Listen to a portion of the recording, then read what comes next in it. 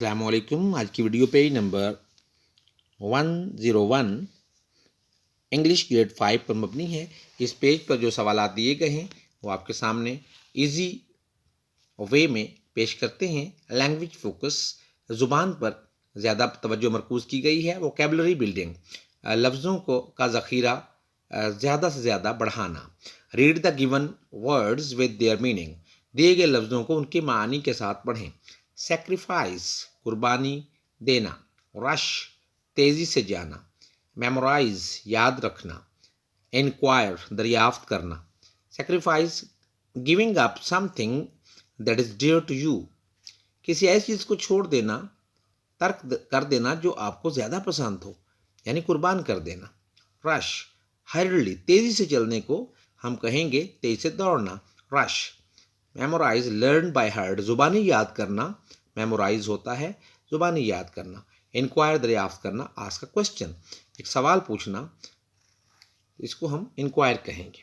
Next question है synonyms and antonyms, मुतरादिफ और मुतजाद। एक जैसे अल्फाज को सिनोनिम कहते हैं जिनका मानी एक जैसा हो, और उलट अल्फाज को हम एंटोनिम्स कहते हैं। Right synonyms and antonyms of the following words, दर्ज झैल अल्फाज के सिनोनिम और एंटोनिम्स यानी मुतरादिफ और मुतजाद तहरीर करें। एक्साइटेड, तो ये थ्रिल्ड इसका सिनोनिम होगा। बाय, परचेज, इसका सिनोनिम होगा। रिमेंबर, याद करना। कोमेमोरेट, भी याद करना होगा।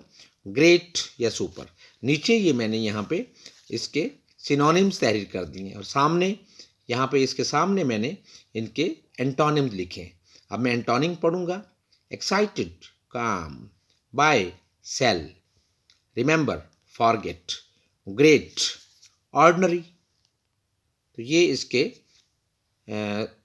एंटोनिम्स हुए। तो नीचे इसके सिनोनिम्स हैं और सामने इसके इन लफ्ज़ों के एंटोनिम्स हैं, यानी नीचे मुतरादिफ अल्फाज हैं, सामने मुतजाद अल्फाज हैं। होमोनिम्स,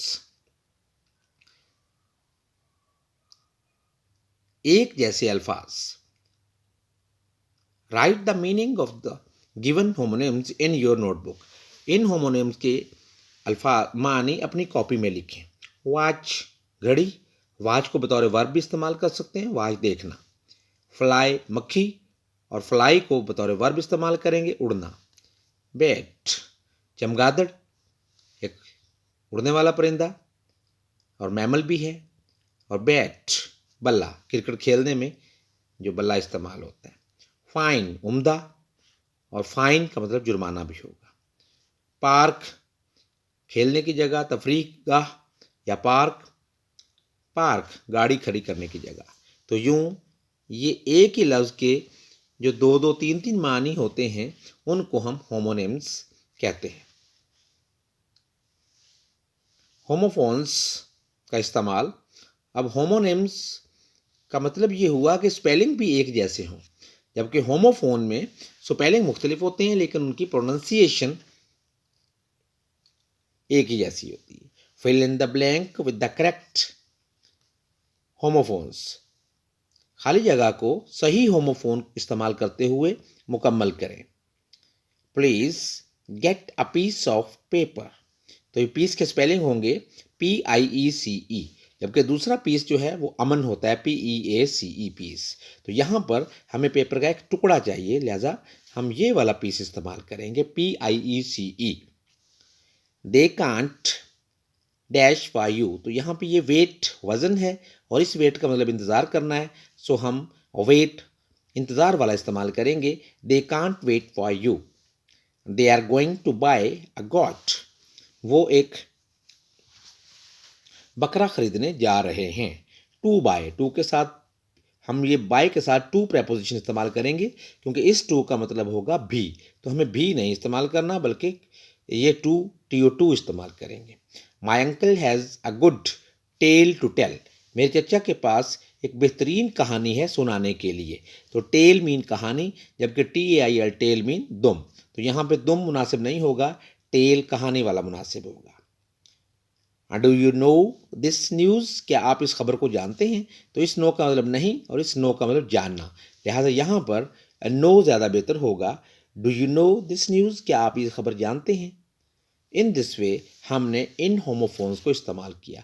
अब होमोफोन्स और होमोनिम में फ़र्क भी आपको याद कर लेना चाहिए।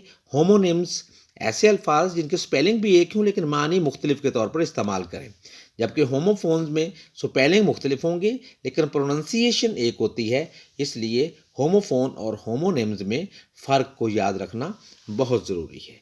तो इसको 2-4 दफ़ा दोहराने से आप इसको अपने जहन में पुख्ता कर सकते हैं। होमो नेम्स ऐसे अल्फाज जो एक ही स्पेलिंग रखते हों लेकिन मानी मुख्तलिफ हों, और ऐसे अल्फाज जिनके स्पेलिंग मुख्तलिफ हैं जबकि प्रोनाउंसिएशन एक जैसी होगी, इसे हम होमोफोन्स कहेंगे। Thank you for watching this video of page 101। Thank you. अल्लाह हाफिज़।